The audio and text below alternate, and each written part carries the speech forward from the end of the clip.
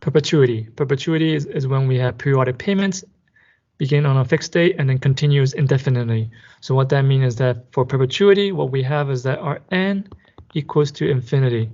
Okay, so it lasts forever. There's no end date. And the formula, the algebraic formula for perpetuity is present value equals to PMT divided by I.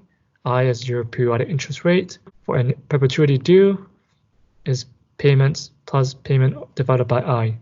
Okay, so I'll show you the financial calculator method through example 3. So example 3, we have a fund is to be set up for an annual scholarship of $8,000.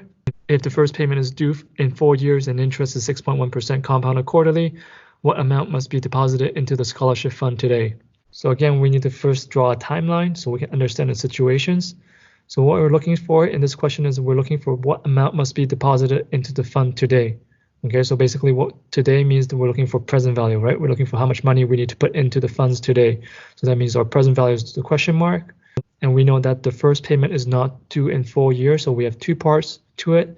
So first 4 years, no payments. There's no payment in the first 4 years. And then after 4 years, then we have the scholarship, annual scholarship that lasts for perpetuity, which lasts for forever. So that's why we have n equals to infinity, lasts all the way to infinity. Okay, so no payment in the first 4 years. And then after 4 years, then we're making annual scholarship where we have PMT equals to 0 for 8,000 and then PY equals to 1 because we have annual scholarships. Okay, so that's the timeline.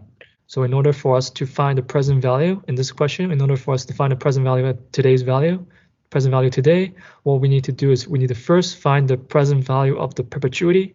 So we're working backward in this question where we need to solve for the second table first, second period first. We need to solve for the present value in the second period, and that present value becomes the future value of the first 4 years. Okay, so we need to first find the present value of the second period, and that present value becomes the future value of the first 4 years of the first period. Okay, and once we have the future value of the first 4 years, then we can find the present value of today's value. So that's what we're doing. We're going backward. We're starting from the second period first, and then we solve for the first period. So when we set up the timeline, 2 period, first 4 years, and then we have the perpetuity. In the second period, we have annual scholarship of $8,000. So PMT equals to 8,000, PY is 1, and we know that the interest is 6.1% compounded quarterly. So CY is 4, IY is 6.1, and we know that there's no future value because it lasts forever. The new thing about this question is that our n, because n goes to infinity, so what we need to do is we just need to put a really big number. So what we're going to put is 9999, just a really big number for n to represent a large period. Once we put 99999 in for n, so what we need to do next is we need to know that what you need to know is that now we have BGM mode.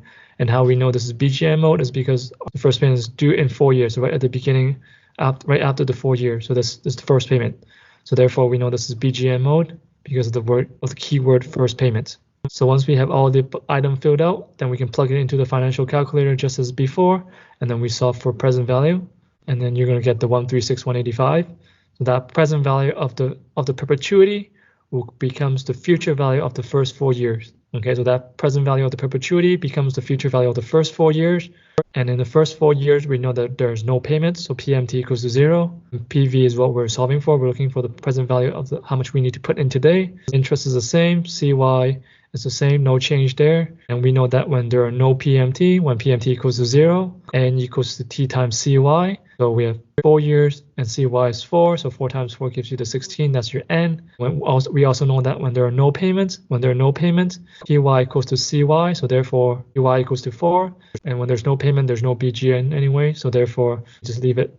So once we have all these items filled out, then we can plug it in to solve for PY, and you're going to get the 106,896. That's example 3.